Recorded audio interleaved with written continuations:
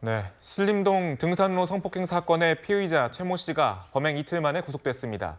피의자가 구속된 날, 안타깝게도 피해자가 결국 사망했습니다. 피의자는 피해자에게 죄송하다며 빠른 쾌유를 빈다며 뻔뻔한 대답을 내놓아 공분을 샀습니다. 영상 보고 오시죠. 사전에 너클 꼈던 거에 살해 의도 있으셨나요? 없었습니다. 범행 언제부터 계획하셨습니까? 그건 모르겠습니다. 1시간 동안 왜 걸어 다니셨어요? 운동선만. 성폭행 미수에 그쳤다고 주장하시는데 혹시 맞으신가요? 네. 신림 서현 사건에 좀 영향을 받으신 거예요? 그건 아닙니다. 피해자한테 할 말 없으세요? 죄송합니다. 피해자한테 한 말씀 해주시죠. 빠른 쾌유 드리겠습니다. 네, 영상 보고 오셨겠지만 장현주 변호사님, 네. 피의자의 뻔뻔한 대답에 국민들이 공분을 하고 있습니다. 그렇습니다. 피해자에게 할 말이 있냐라는 대답에 죄송하다까지는 그럴 수 있는데 빠른 쾌유를 빌겠다라는 말을 붙였습니다. 사실 그 장면을 지켜보시던 많은 국민들께서도 화가 많이 나실 텐데 이 피해자의 가족분들은 정말 어떤 심정이 들었을지 참 안타까운 마음이 드는데요. 본인이 행한 범죄에 대해서 과연 진정으로 반성하는 의사가 있는지에 대해서 의심이 가는 이야기입니다. 심지어 피해자는 안타깝게도 숨을 거둔 상태라서 지금 혐의 자체도 단순히 그냥 상해죄에서 강간 살인으로 제명도 바뀐 상황입니다. 지금 그렇게 된 상황이라면 본인이 행한 범죄 행위에 대해서 피해자에 대해 당연히 진정한 사죄의 마음을 가져야 되는 것은 분명하고 이 피해자 가족분들에게도 어떻게 진정으로 사과하고 반성해야 될지를 고민해야 될 텐데 사실 지금 뻔뻔한 태도에 대해서 국민적인 공분을 더 사고 있는 것은 분명한 것 같습니다. 네, 영장 심사 직후에 피해자가 사망을 했는데요. 이 피해자는 성폭행 미수를 주장하고 있지만 이 피해자가 사망했으니 혐의도 바뀌었습니다. 지금 성폭행 살인죄로 혐의가 변경이 됐습니다. 지금 이제 그 강간 살인죄로요. 변경이 아마 된 걸로 보이고요. 처음에는 이제 영장 청구할 때는 강간 상해였거든요. 네. 근데 저는 처음에 영장 청구할 때도 경찰이 너무 소극적으로 한 것 같아요. 처음에 영장 청구할 때 물론 이제 사망은 안 됐지만 강간 살인 미수로 이렇게 기소를 영장을 청구하셔야 되거든요. 네. 상해가 아니고 네. 살인 미수로. 근데 이번에 물론 이제 불행하게 돌아가시다 보니까 이제 강간 살인으로 됐는데 일부에서는 이제 강간 치사가 아니냐 또 이런 주장도 있는데 이건 말이 안 되는 게 강간 치사는 이제 그 결과적 가중범위라서 고의에다가 과실입니다. 실수로 죽으면 강간 치사가 되는 거예요. 이거는 형량이 낮아요. 그런데 강간 살인은 결합범으로 고의입니다. 강간하고 살인까지 고의. 이게 강간 살인은 형량이에요. 사형하고 무기징역밖에 없어요. 네. 이게 맞죠. 이게 과실로 실수로 사망 이런 게 아니잖아요. 따라서 이거는 처음부터 저는 강간 살인 미수를 했어야 되고 그다음에 변경은 강간 살인으로 바꿨어야 되는데 좀 이게 경찰이 소극적으로 이게 자꾸 제명을 적는다 이래 보입니다. 그런데 지금 피의자가 계속해서 자신은 살인할 의도가 없었고 이 성폭행을 하려고 했는데 미수에 그친 것이다라고 주장을 하고 있는데 이런 진술을 이렇게 인정해 줄 수 있는 겁니까? 그건 말도 안 되는 이게 주장이고요. 강간 살인에서 이게 강간은 기수 미수가 중요한 게 아니에요. 네. 살인이 중요한 겁니다. 뒤에 게. 따라서 강간이 미수라도 살인이 되면 네. 그건 이제 강간 살인의 기수가 되는 거예요. 네. 근데 문제는요.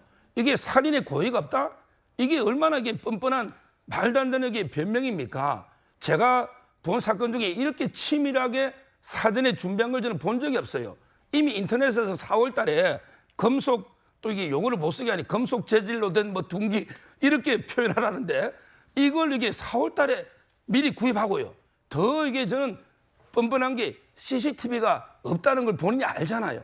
이걸 이게 다 치밀하게 사전에 모의해서 이런 이게 거의 둔기로 폭행을 했는데 이게 살인 고의가 없었다? 말도 안 되는 이런 이게 변명입니다. 네, 지금 현재 피해자 측에서는 피의자의 우울증 이력 주장을 두고 혹시나 이거 감형되는 거 아닌가 하면서 좀 되게 고민스러워하는 그런 얘기들이 나오는데 장현주 변호사님, 이게 뭐 우울증 이력이 감형 요소가 되는 겁니까? 사실 지금 상황에서는 감형의 여지가 없다라고 봐야 될 것 같습니다. 물론 앞으로 수사 과정을 거치고 기소가 돼서 재판 과정에서의 과정들을 쭉 다 지켜봐야겠지만 현재로 봤을 때는 이 우울증 이력만으로는 심신미약 감경을 또는 감형을 주장하기는 어려워 보이는데요. 네. 왜냐하면 너무나도 계획 범죄의 정황이 뚜렷하기 때문입니다. 이 흉기 자체를 4개월 전에 구입을 한 것이고 그리고 피해자를 물색하는 과정에서 CCTV가 없는 사각지대로 노렸다는 점을 미루어 본다면 사실상 굉장히 상당히 온전한 정신 상태에서 계획 범죄를 했을 정황이 뚜렷한 상황입니다. 그렇다고 한다면 심신미약 감형을 주장하기는 어려운 상황인 것 같고 만약에 주장을 한다 하더라도 재판부에서 받아들여지지는 않을 것으로 보입니다. 네, 이 피의자는 범행을 계획한 건 아니라고 주장하고 있지만 이 계획 범죄 가능성이 드러나는 모습이 CCTV에 포착됐습니다. 직접 보시죠.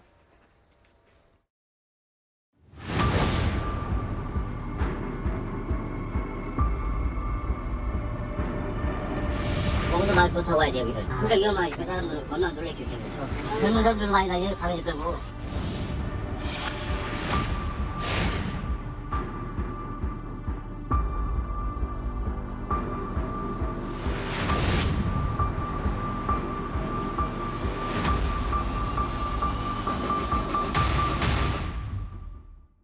네, 지금 모습은 이 범행 직전에 차 뒤에서 계속 기웃대면서 이 범행 장소를 좀 물색한 것으로 보이거든요. 네. 계획 범죄라고 봐야 될까요, 이 부분도? 저는 CCTV 모습만 보더라도 저 최모 씨가 이 범행을 계획하고 의도적으로 지금 저렇게 그 주변을 살핀 것이 아닌가 하는 생각이 듭니다. 왜냐하면 일반적으로 그냥 산책을 목적으로 나온 사람 같으면 자신의 어떤 그 동선을 미리 계획을 하고 뭐 머뭇거림 없이 그 걸어가는 것이 일반적이거든요. 그런데 저 최모 씨의 경우에는 두리번 하고 차량 뒤에서 누가 오나 오지 않나 살피고 그리고 이 CCTV가 있나 없는가까지도 지금 살펴보는 모습이 나오지 않았습니까? 근데 저런 모습만 봤을 때는 저 사람이 정상적으로 산책을 나왔다가 우발적으로 범행을 한 것이 아니라 특정한 누군가 그 CCTV가 없는 곳에 그 피해자가 될 만한 사람이 올 때까지 기다렸다가 범행을 했다. 이 다분히 계획된 범죄다라는 것을 보여주는 정황이 저 CCTV에 담겼기 때문에 앞으로 경찰이나 검찰의 어떤 수사 과정에서 계획 범죄를 밝혀내는 게 굉장히 중요한 이 과제가 될 것으로 보입니다. 네, 경찰이 수사 상황에 따라서 좀 공유한 경찰 취재에 따른 그런 동선들을 좀 살펴보면요. 9시 55분에 피의자가 독산동 집에서 출발을 했습니다. 그리고 11시 1분경에 피의자가 이 범행이 일어났던 공원 산책로에 도착을 했는데 이게 뭐 1시간여 정도 걸렸지만 사실상 따지고 보면 걸어서 20분 거리라고 해요. 그러니까 이렇게 긴 시간이 좀 걸렸던 것, 여기저기 범행을 물색했던 거 아니냐, 뭐 그런 판단이 나오고 있습니다. 어떻게 보시는지요? 누가 보더라도 계획적인 것이죠. 저 CCTV를 보면 들락달락 하잖아요. 그리고 뭔가 고민하는 듯한 느낌이고 저는 이런 생각까지 들어요. 혹시 이 범행 대상 자체를 또 기다렸던 게 아닌가, 면식범이 아니었나, 전 그런 생각이 듭니다. 이게 뭐 우발적이었다면 그 근처에 가서 있었겠죠. 근데 저는 이 부분에 있어서는 저분은 인면수시입니다. 제가 봐서는 그냥 사람의 모습만 하고 있지 마음 자체가 보십시오. 쾌차를 빈다. 저는 어제 그걸 듣고 좀 정말 그 육두문자가 욱하더라고요. 네. 어떻게 사람이 저럴 수 있을까? 라는 차원에서는 이건 엄중하게 법적으로도 처벌을 해야 되지만 저는 이제 치안의 문제에 대해서 이 걱정입니다. 왜냐하면 특히 여성들이 정말 산책로를 편안하게 산책도 못하는 사회가 되면 안 되잖아요. 네. 그래서 저는 경찰이 강하게 처벌하고 뭔가 엄벌하는 거를 통해서 그 범죄를 예방하는 차원도 중요하지만 뭔가 좀 예방적 차원에서의 좀 그 사회 안전망에 대해서 조금 더 디테일하게 이렇게 좀 이 밑바닥으로 좀 갔으면 좋겠어요. 그냥 이런 거를 어떤 저희가 그냥 안타까움으로 끝나서는 안 되고 이 부분이 반복되지 않고 여성들이 다닐 때 좀 편안하게 다닐 수 있는 부분에 있어서 조목조목 길목마다 어떤 치안을 강화할 수 있는 그런 대책들을 조속히 좀 내놨으면 좋겠다라는 좀 말씀을 드립니다. 네, 지금 변호사님 말씀도 해주셨는데 지금 이 피의자가 신림역, 서현역 흉기 난동 사건에 영향을 받은 건 아니라고 밝혔습니다만 이 마찬가지로 지금 일정한 직업이었고 또 이 정신병력을 진단받았지만 치료를 제대로 받지 않은 그런 공통점이 있습니다. 여기에 대해서 어떤 대책이 좀 필요하지 않을까요? 그렇습니다. 일단은 앞서 벌어졌던 뭐 신림역 흉기 난동 사건이나 뭐 서영역 흉기 난동 사건의 모반 범죄다라고 단정하기는 어려운 것 같습니다. 이 부분에 대해서는 앞으로 수사를 좀 더 해봐야 되는 것이고 많은 또 범죄 전문가들의 분석도 필요해 보이는데요. 그렇다 하더라도 지금 우리 사회에서 벌어지고 있는 이런 흉악 범죄들의 좀 공통적인 부분들이 있는 것 같습니다. 특히나 그 어떤 정신 질환이나 이런 부분들을 제대로 치료되지 못하는 부분들에 대한 부분이라든지 그리고 어찌 됐든 지금 뭔가 묻지 흑심화 범죄, 그러니까 일면식이 없었던 사람에 대해서 무차별적인 이런 공격이 일어나는 범죄에 대해서만큼은 정말 이제 전문가 집단뿐만 아니라 국가 차원에서 그리고 국민 모두가 힘을 합쳐서 사실 원인이 무엇이고 어떻게 예방해야 되는지에 대해서 머리를 모을 때가 분명히 된 것 같습니다. 어쩌면 늦은 게 아닌가라는 또 전문가들의 또 굉장히 또 우려 섞인 이야기들이 나올 정도로 지금 이런 범죄가 앞으로 계속될 가능성에 대한 많은 국민적인 불안함이 있습니다. 아까 서 대변인 말씀처럼 국가에서는 당연히 이 부분에 대해 발생했을 때 처벌하고 엄중하게 처벌하는 것 당연히 중요하지만 이런 범죄가 벌어지지 않도록 예방하는 것, 그것이 가장 중요할 테니까요. 특히나 신림동 흉기난동 사건이 벌어진 게 지난달이었습니다.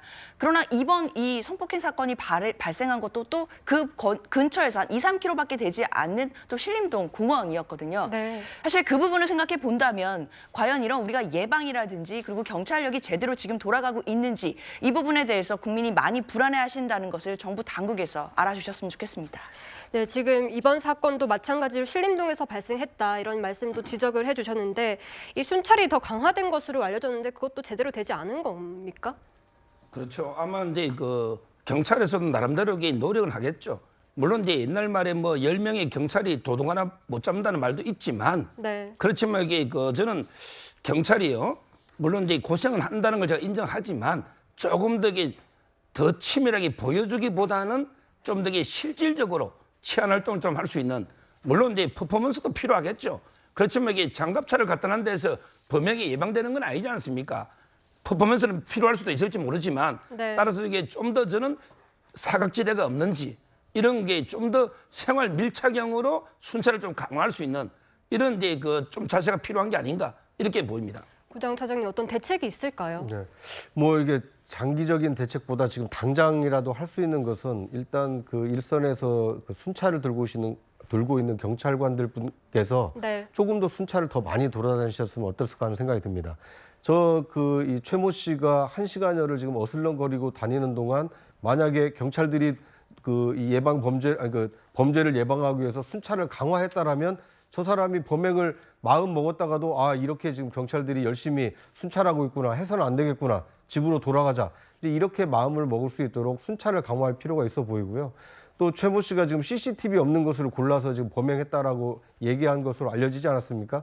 저는 우발적 범죄가 일어날 수 있는 이런 그 사각지대에 놓여 있는 곳에는 CCTV를 좀 추가로 설치를 해서 범죄 예방을 위한 이 시설을 좀 구비할 필요가 있어 보이고요. 또 한 가지는 지금 이 우리나라에 살고 있는 많은 분들이 육체적인 건강을 위해서는 나라에서 굉장히 건강검진 제도를 잘 도입해서 지금 활용을 하고 있습니다. 네. 앞으로는 이 마음 건강에 대해서도 좀 체계적으로 관리하는 노력이 좀 필요하지 않을까 하는 생각이 듭니다. 우리보다 앞서서 은둔형 외톨이의 어떤 사건, 사고가 많았던 나라가 일본입니다. 일본의 경우에는 범국가적 차원에서 이 관심 시민을 좀 이렇게 추려서 특별히 좀 관리를 해왔다라고 합니다. 그러니까 국가적인 차원, 사회적인 차원 또는 지역 사회에서 이 사람은 좀 배려가 필요하다, 이렇게 해서 그 은둔형 외톨이를 좀 줄여나가려고 하는 노력이 있었고, 그것이 한 10여 년 지나면서 은둔형 외톨이 범죄가 좀 줄었다라는 얘기를 들었는데요. 우리나라의 경우는 지금 최근에 충격적인 사건이 너무 많아서 많은 국민들이 좀 놀라고 있는데요. 이런 범죄를 예방하기 위해서 국가적 차원에서 또는 사회적 차원에서 어떤 대비책이 필요한지 관계 당국에서 좀 심사숙고해서 국민이 안심할 수 있는 대비책을 하루빨리 내놨으면 하는 바람입니다. 네, 경찰도 연일 특별 치안 활동 상황에서 이제 피로가 쌓이고 긴장이 쌓이면서 이런 예측 불가한 사건들이 계속 터져 나온 것에 대해서 상당히 고민이 많은 그런 상황인데, 이 예측 불가의 상황이 또 있는 것 같습니다. 서영주 부대변인님, 그러니까 이 금속 둔기 재질이라는 게 4개월 전에 구입을 했다는 거잖아요. 근데 기존에는 호신용품으로 좀 알려져 있었는데 이게 바로 이 사건에 쓰였던 거 아닙니까? 그러니까 말입니다. 이게 이제 해외에서는 엄격히 규제를 하고 있고요. 이게 손가락에 끼는 금속 재질 둥이인데요. 저는 인터넷에 찾아보니까 쉽게 사더라고요. 네. 가격도 뭐 4,000원에서 뭐 1, 2만 원? 아주 저렴해서 저는 우려스러운 게 이런 아주 안 좋은 사건을 또 이렇게 보고 누가 모방범죄를 한다든지, 특히나 좀 어린 아이들이 이걸 보고 나서 이걸 장난으로라도 구입해서 누구를 이렇게 가격한다든지 이러면 좀 이게 또 사건이 커질 수 있잖아요. 네. 이런 부분에 있어서 좀 시급하게 제도적으로 좀 보완할 부분은 보완하고요. 저는 이 둔기 재질에 있어서 너무나 이제 이뿐만 아니라 인터넷을 통해서 여러 가지 좀 이 범행 도구들, 좀 흉악범들이 사용할 수 있는 것들이 거래되는 것들도 좀 경찰 쪽에서 사이버 팀에서 좀 관리할 수 있는 그런 장치도 좀 마련했으면 좋겠다. 좀 그런 말씀드립니다. 네. 그러니까 저는 입법으로 지금 빨리 보완을 해야 될 것이 저 호신용품이 아닌가 생각이 듭니다. 호신용품이라는 용어 때문에 굉장히 좋은 제품 또는 긍정적인 제품이라는 느낌을 주지만 미국이나 그 호주 다른 나라에서는 저 소지 자체가 지금 불법이라는 거 아닙니까? 우리나라 입법부에서도 저런 흉기로 돌변할 수 있는 이 제품의 경우에는 허가받은 자 또는 필요한 사람 외에는 소지하지 못하도록 이 입법 또 법과 제도로 좀 정비를 할 필요가 있지 않나 하는 생각이 듭니다. 네, 장현주 변호사님, 어제 또 낮 서울 지하철 2호선에서 이 세부치를 휘두른 난동 사건이 발생을 했습니다. 뭐 모방 문제인지는 드러나지 않았습니다만 이런 사건이 계속 발생하면서 이 시민들이 불안을 호소하자 이 보안관을 투입하겠다 이렇게 얘기를 했는데 좀 시민 불안이 잠재워질 수 있을까요? 참 무서운 일이 많이 일어나는 것 같아요. 자, 어제 낮이었는데 낮 시간이라고 한다면 우리가 상대적으로 좀 안전하다라고 느끼는 시간대고 특히나 지하철이라고 한다면 사람들이 많이 이용하는 곳이기 때문에 상대적으로 또 치안이 잘 되어 있다라고 생각되는 곳인데 그런 일상의 생활 곳에서 또다시 이제 어떤 금속 세부치를 이제 흔들어서 결국에는 찰과상을 입히는 그런 또 사고가 발생을 했습니다. 2호선 홍대 입구역에서 합정역 방향으로 가던 열차 아니라고 한다면 사람들이 저렇게 보시는 것처럼 많이 있는 상황이었고요. 50대 남성이 열쇠고리 끝에 이제 세부치를 달고 다니면서 휘둘러서 2명이 부상하는 상황이었습니다. 경찰이 신고를 받고 빨리 와서 제압을 하긴 했지만 당시에 국민들이 받으신 또 충격은 또 엄청 날 것 같은데요. 그렇기 때문에 서울교통공사에서는 이제 보안관 55명을 투입을 해서 전동차에 2인 1조로 탑승을 시킨다고 합니다. 탑승시켜서 계속해서 순찰을 돌면서 어떤 그 열차 내에서 뭔가 좀 안 좋은 행위를 하는 사람들이 없는지를 순찰하겠다는 것인데요. 이렇게 순찰을 강화하는 것도 분명히 국민적인 불안감을 낮출 수 있는 부분이 되기 때문에 이런 것을 포함해서 어떻게든 이런 범죄를 예방할 수 있는 순찰 강화라든지 경계 근무를 강화하는 것 계속해서 늘려나가야 될 것 같습니다. 알겠습니다. 사건, 사고 소식까지 살펴봤습니다. 오늘 뉴스의 라이브 픽은 여기까지입니다.